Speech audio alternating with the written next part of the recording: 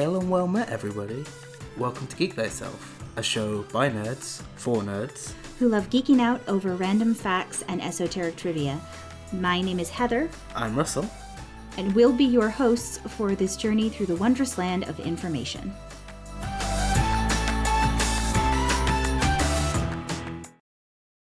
Hi everyone, and welcome back to Geek Thyself. So this week, we're going to be talking about something that a lot of people know a little bit about. Mm-hmm. Well, I mean, everyone knows a little. I mean, not everyone, I suppose, but even the people who know the most about it can't know too much about it. No, that's fair. We are going to be talking about one of the most famous serial killers never to be identified. Yep. This week. And you probably already know who we're talking about, even if you didn't read the title of the episode. Yep, that's right. This week we are going to be talking about Jack the Ripper. The reason why I was actually thinking about talking about him is because very recently there's been, have you heard about the sort of DNA case that has come up?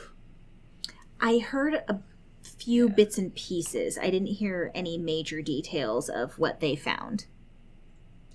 Yeah, there wasn't really all that much that they found, but they, were convinced that they had found DNA of the killer of Jack the Ripper, and apparently it's strong, but it's still not ironclad, so they still can't prove that this person whose DNA they now have is Jack the Ripper.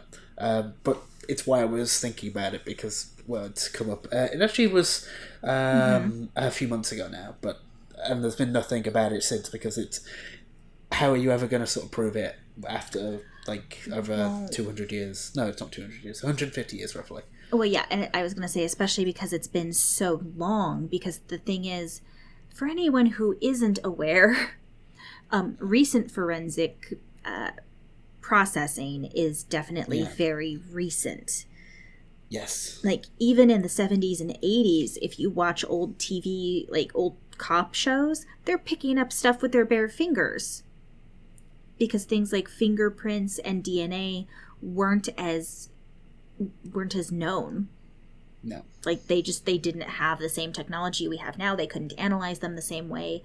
A strand of hair could be used to compare against someone else's, but they couldn't DNA test any of it or anything like that. So it just wasn't as sophisticated. Now, if you go back to the, 1888, when these cases were taking place for Jack the Ripper, it's even worse. Mm-hmm. So while more DNA supposedly has come up, it's still almost impossible for us to ever know who Jack the Ripper is. But that doesn't mean the story isn't interesting, because it is quite interesting. Yes, and there's a lot of people who enjoy speculating. Oh, yes. We will get into that, because there's a whole list of suspects that I'm sure we'll talk about in a little bit. Okay. And, Jack the Ripper was an unidentified serial killer, generally believed to have been active largely in impoverished areas around the Whitechapel district of London in 1888, which are the 5 canonical murders. Yes. But he was also known as the Whitechapel Murderer and the Leather Apron.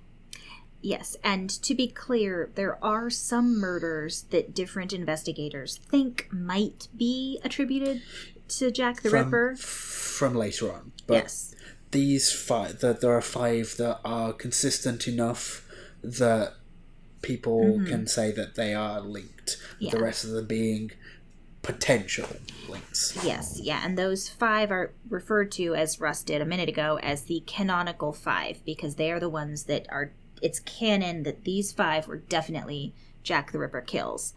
All the others, it's hard to say. Yeah, because there's literally so little information about this killer that it was difficult to link anything other than these, but attacks by Jack the Ripper typically involved female prostitutes who lived and worked in the slums of the East End of London or Whitechapel, whose throats were cut prior to abdominal mutilations. Oh, yeah, sorry. That's true. We should have... Trigger warning. Yeah, this is not... we're not obviously going to go into super detail about the things, but if you have a very vivid imagination, this might be one that you should skip, because yeah. So I think the short version is just to say that he performed abdominal mutilations that often resulted in also the removal of some of the internal organs.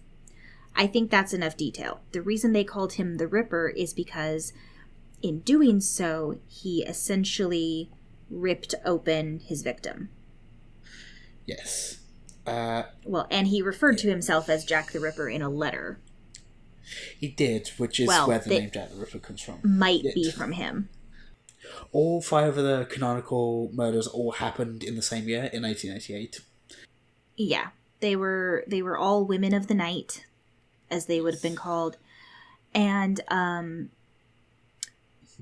the rumors that the murders were connected definitely became more solidified as being considered fact, because from September and October in 1888, Scotland Yard received letters. And so did some media outlets, and it was from people claiming to be the murderer. Now, obviously, they received more than one, and in multiple handwritings. So which one's real? It's hard to say, or any of them. But there is one specifically that referred to the murderer as Jack the Ripper. And that one in particular was spread throughout the media very, very heavily. Another thing that is interesting about the murders is that the way things were done definitely showed that the killer had some anatomical or surgical knowledge. It is important to note, and I think we covered this somewhat back in the Burke and Hare murder also, but we talked about how doctors would perform autopsies in front of people and basically do it in like a teaching theater, like what you see in old school TV shows where the surgeon's down in the middle and there's all these people staring down at him. They would do something like that. So just because this person had some anatomical knowledge or some surgical knowledge doesn't necessarily mean he was an actual doctor or that he actually went to school. He could theoretically have watched just a ton of autopsies. The 5 victims that are canonical, like we've talked about, are Mary Ann Nichols, and Annie Chapin, Elizabeth Stride, Catherine Ann Dowells, and Mary Jane Kelly. Mm-hmm. Just so we actually do mention their names, those are the 5 that are connected at least, as well as any of them can be, and they all happen between August and November in 1888. Oof. Yeah. I hope they didn't happen in 1988. No. Yes, and beyond the canonical 5, there were, I think it was 11 killings in the area between 1891... No, up to. Between 1888 and 1891, there were 11 murders total that people sort of go back and forth on, could some of these have been Jack's murders? And there's the 5 canon ones, and then there's the 6 that are kind of a question mark. Yeah, and I mean, there's a lot of theories on who he is and how he did it and where he came from and all of this kind of thing. To the point where there's a term, ripperology, that's been used to describe the study and analysis of Jack the Ripper cases. Because there's so many people that have looked into it and have different theories about what could have happened. Again, there's a lot more detail of what actually happened about them finding the canonical 5's bodies and how they were left. I don't think we're going to really get into that just because that's a bit too much. No. If you do want to read upon about it, because it is interesting in a morbid way, but we're not going to talk about it in all that kind of depth. Just that everyone was found in very... similar... Yeah, that's a better word, because I didn't know where I was going with that. Similar states from similar areas, and this is why they have all been attributed to Jack the Ripper. Yeah, those 5 were found not like super quick succession, but they were found fairly close together in terms of succession, which is something that serial killers do. Yes. We know this. Within and they 4 months? I think it was August. Yeah. August. So Friday, August 31st of 1888 was Marianne Nichols was when she was found. Annie Chapman's body was discovered on Saturday, the 8th of September in 1888. And then Stride and Eddowes were both found on the 30th of September in 1888. 2 different spots, but they were both found the same morning.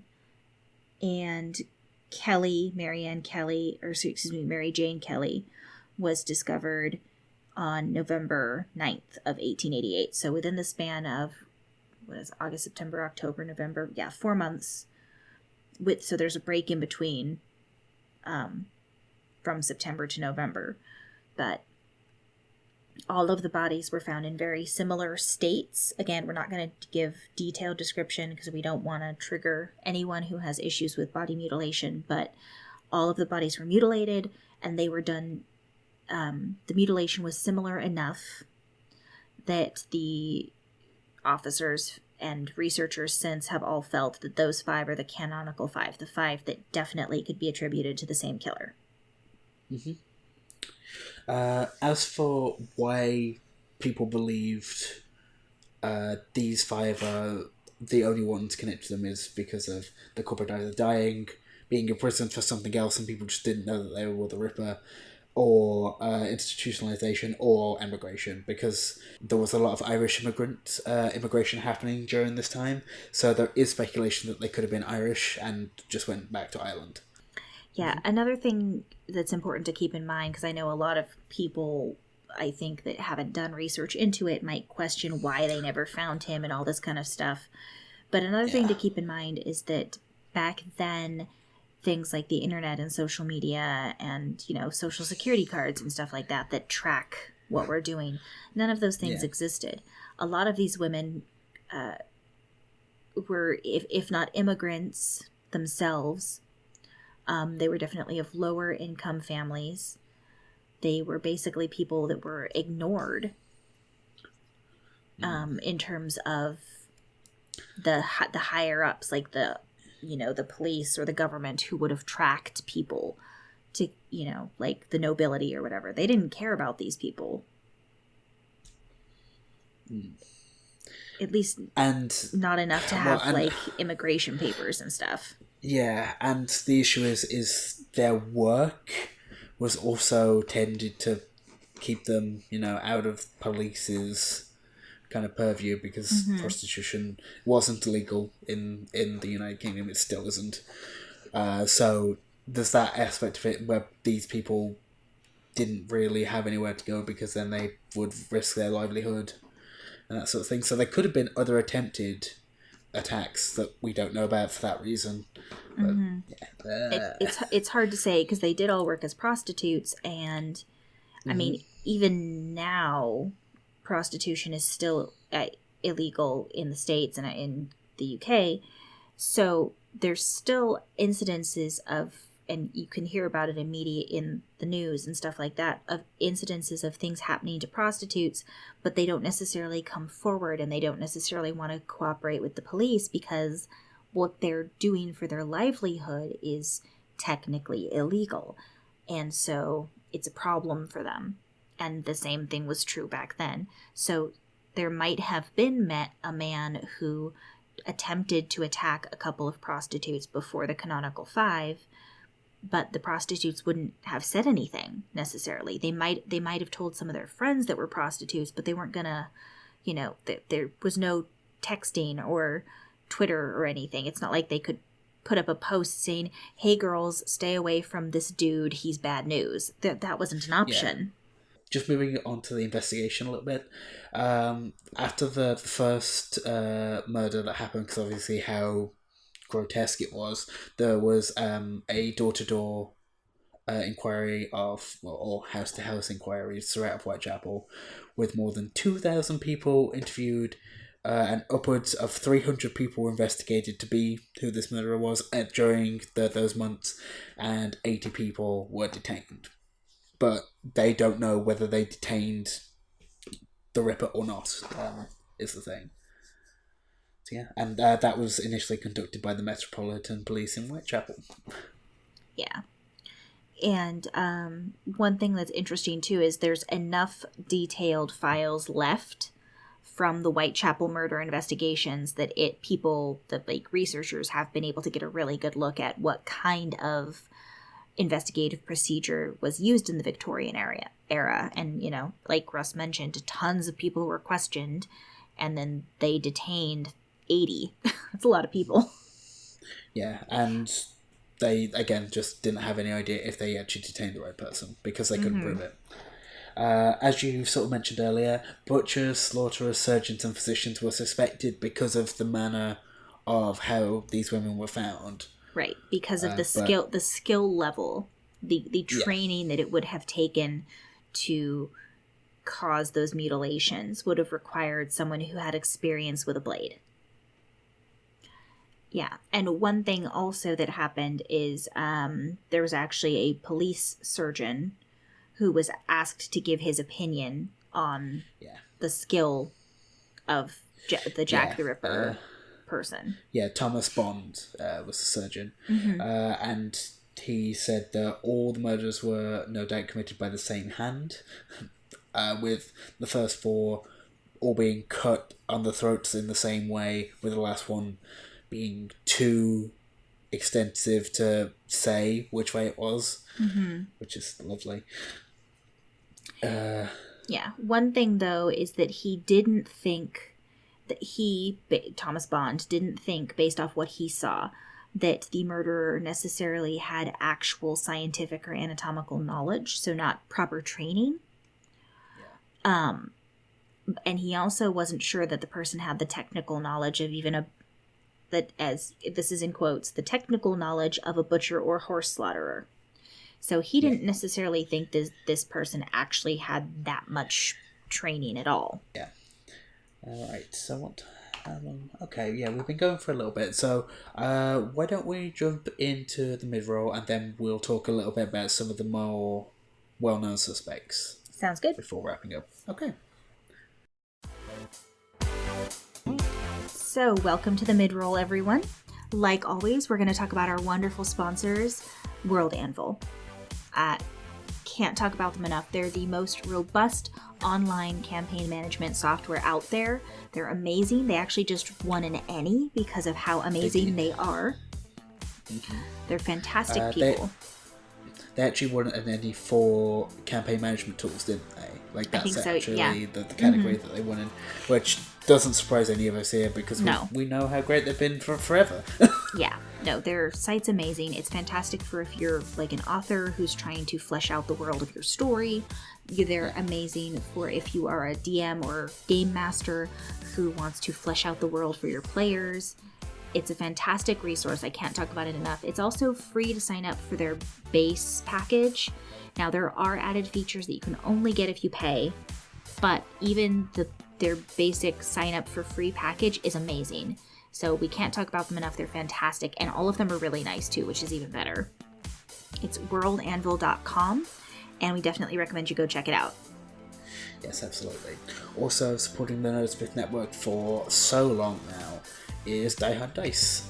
Die Hard Dice create beautiful, stunning metal dice. It's what their main...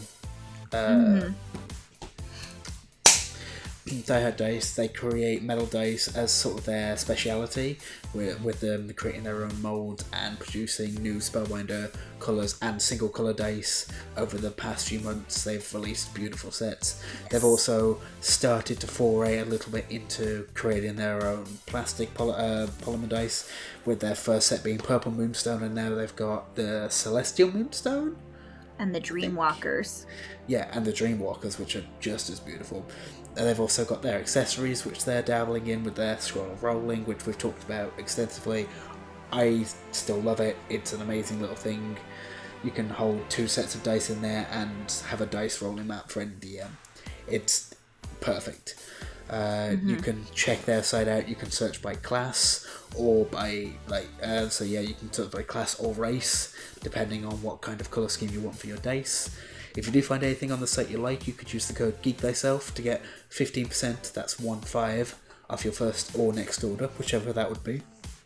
And yeah, if you want to roll with the best, just go to dieharddice.com. Yeah, they're amazing, and they're fantastic people as well. And with that, we're gonna get back into this week's topic and discuss some more murder. Alright, so now we get to talk about the suspects. Yes, we do. Some of them. I should say we're going to talk about some of them. There's like over 100. Alright, so yeah, there's over 100. Okay, so yeah, we're going to talk about some of the more famous ones, and the ones that the police potentially thought that they could potentially have been the murderer but couldn't prove it. And there's a lot. Okay, so one of the important things to keep in mind when you're looking at the suspects for Jack the Ripper is that even though they didn't have a lot of information, they did have some bits and pieces that were pointing them in different directions. Like, their surgeon told them that he didn't think it was anyone skilled with a blade, but at the same time, based off what they saw, they suspected it was someone who was at least familiar with anatomy to some degree. Yeah, but perhaps not a surgeon. Right. So yeah, first person on the sort of list of people that they had as strong suspects was Montague John Durrett, who died very early in December of 1888, which would explain why there were only 5 canonical murders, because no more would happen after he died if Montague was the murderer. Was born in Dorset as a barrister who worked for the supplement to supplement his income as an assistant schoolmaster in London. Alright, so he actually committed suicide in 1888. Whether that was to do with guilt or anything like that, I don't know. And he was found in the Thames on the 31st of December. Let's see. The next one was... I'm going to butcher this, and I'm so sorry. Yeah, that's yeah, enjoy that name. Yeah, thanks. Thanks for giving me this one. Seweryn Antonovich Klosowski? Something like that. He does have an alias, which is a little easier. His alias is George Chapman. Henceforth, so let's just call him that's George. what I'm going to use. we'll call him George. Significantly easier. Yeah. He wasn't related to Annie Chapman, just to be clear. No. But he was born in Poland and then emigrated to the United Kingdom sometime between 87 and 88, roughly before the Whitechapel murders. Yes, very shortly before, yeah. Mm-hmm. And then he poisoned 3 of his wives, so in succession poisoned 3 wives, and became known as the Borough Poisoner. And then he was charged for those crimes and hanged. And at the time that the Whitechapel murders were happening, he lived in Whitechapel, and he was working for a barber. One of the things that's interesting is that back then, barbers were cross-trained in other skills. A lot of barbers would also pull teeth, or some of them would even perform very, very minor surgeries. And barbers also, they didn't use razors the way we know them now. They had the straight blade razors. So someone who was working for a barber like that might have some skill with a blade. Potentially. Especially, well, yeah, because straight razors are not easy to use. My dad used to have one, and I just was so terrified of it. Yeah. One of the things, though, that does make some people suspect that he shouldn't be on this list is that when he murdered his 3 wives, he did it with poison. Yeah. And apparently serial killers don't often change their calling card that easily, apparently. I don't know much about that. Not a psychologist. I know. I'm not either. I have, however, watched way more Criminal Minds than is probably normal for most people. Probably more than healthy? Possibly, but it's a really good show. Maybe. I've never seen I like it. It's not on in the UK. That makes me so sad for you. Yeah, yeah. I'm pretty sure I'd like it, but it's just not on. I think you would, yeah. But it's for anyone who doesn't know what Criminal Minds is, it's a TV show. I do not recommend it for anyone who has problems with mutilation, body horror, or like real crime type of injuries, anything like that. You probably will not like it because they go into a lot of detail about them. But they do it because it's supposed to be a group of FBI agents who are all part of a unit that specifically looks at serial killer behavior and uses their psychology abilities to figure out who the person is. And one of the big things is, and it's talked about constantly, and I've heard it talked about on TV shows, like interviews with real police psychologists as well, not just with actor ones. And it is true that quite often a serial killer, if they're a true serial killer and, kill multiple people all in a row, they don't change their MO, their modus operandi, because it's very ingrained in them. And serial killers often have rituals and ways that things have to be done. So... good example of that is Ted Bundy. Yeah. Okay, so another person who's on this list is Aaron Kosminski, I think, who was a Polish and also Jewish, who was admitted to Coley Hacked Lunatic Asylum in 1981. And he was also named as a suspect.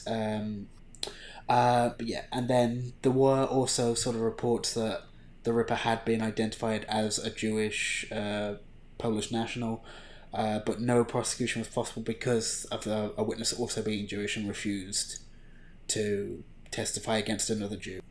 And then it's also put out that no one was ever identified as the Ripper, which directly contradicts other people's recollections, which of course makes the situation even more murky. Yeah, there's a lot of people. We're not going through every single suspect, just to be clear. We're just covering the ones that they suspected the most, because otherwise we're going to be here forever. Yes. There is another reason as to why he's as high as he is, and that is because of the forensic information from earlier this year.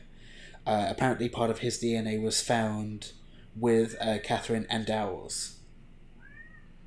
So that is why he's as high as he is. Again, not conclusive evidence that it was him, but... Yeah, there's 4 more that are considered sort of the more likelihood... Sure. Based off the police investigation. But yeah, sure. We could dive into the press and public opinion ones, because I think those are a little more sensational. Yeah, there's only a few of those, so we'll dive into a couple of those. Okay. Yeah. So the first one is William Henry Bury. He'd recently moved to Dundee from the East End of London, and he strangled his wife, who was also a former prostitute, in February of 1889. So it was after the Whitechapel murders.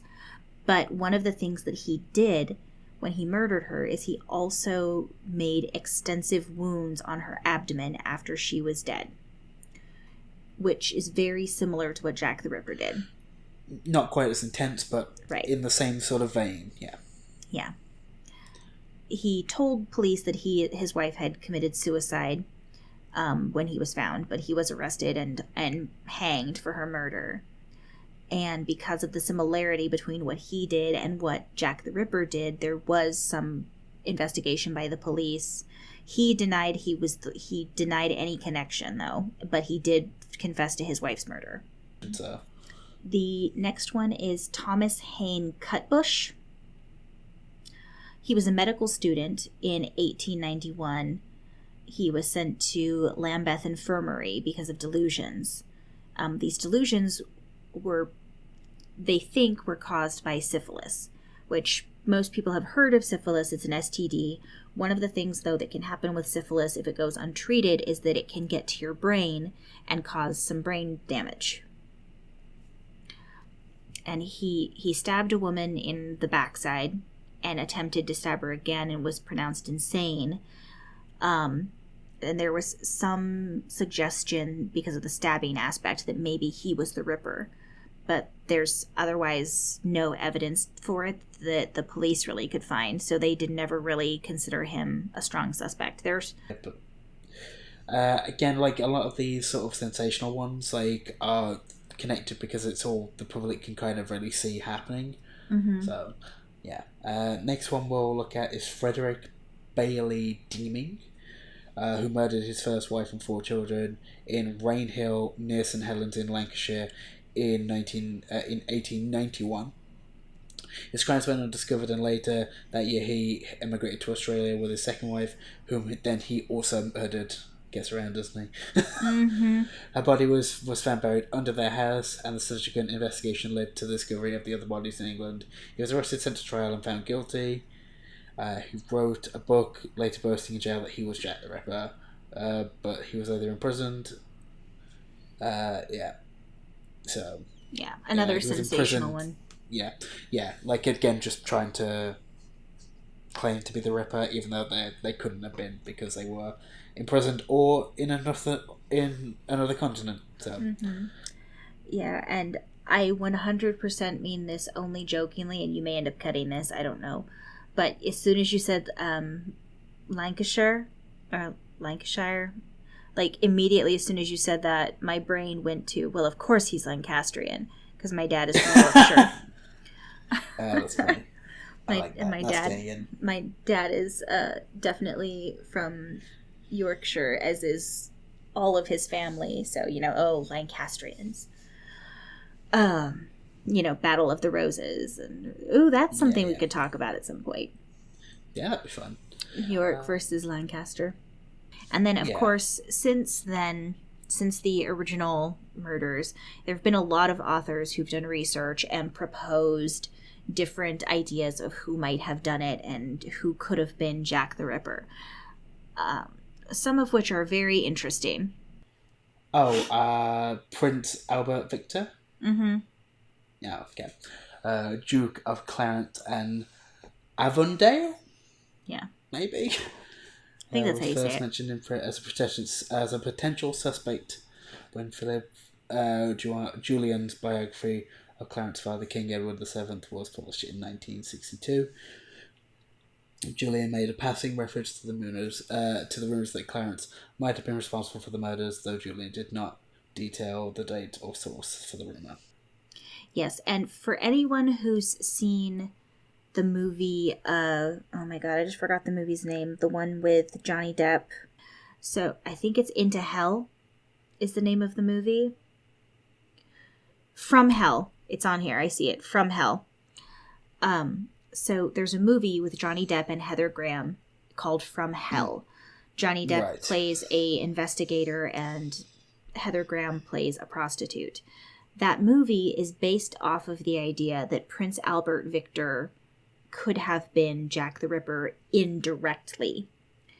Basically, the idea, the conspiracy theory of him being Jack the Ripper is that what might have happened is that he didn't do it himself, but that he went out and ended up marrying or at least impregnating a Catholic woman who may or may not have been a prostitute, and that Queen Victoria, as well as other people in high power, conspired to murder anyone who knew about Albert's child.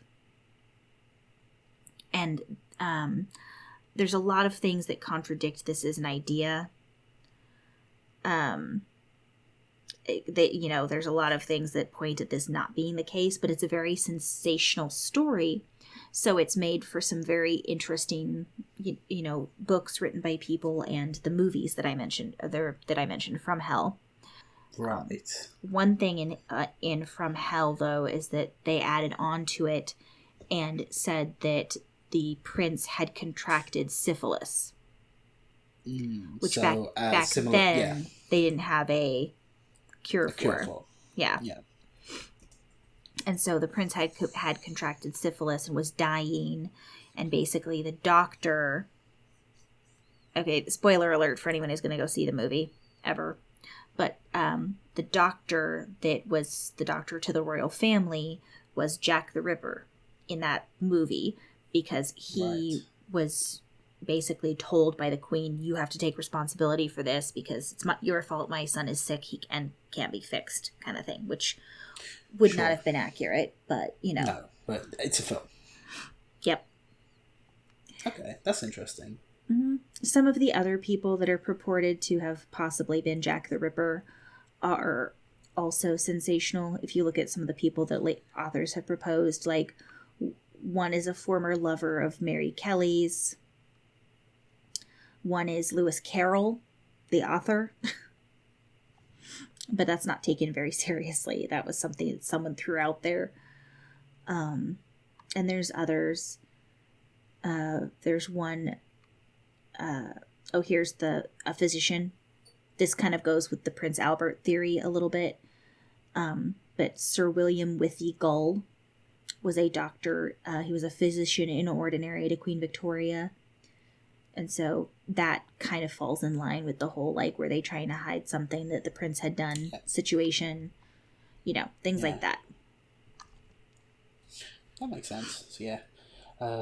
Ironically, on all of this list, there's not a single person named Jack.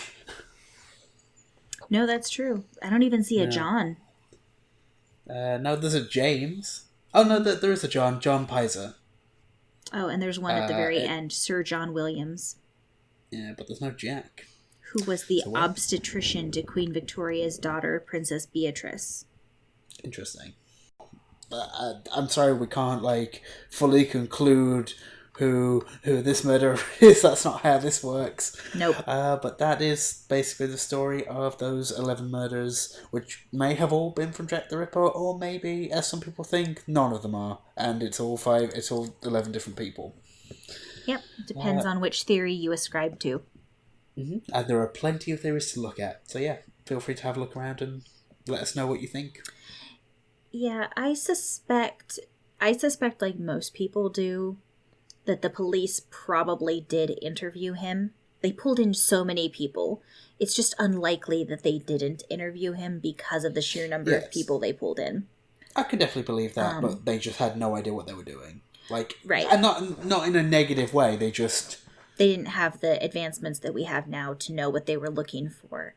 And especially depending on whether he was a serial killer that was a psychopath versus a sociopath. Because both, from what my understanding is that both can become serial killers. I mean, anyone can, technically, but both could become a serial killer.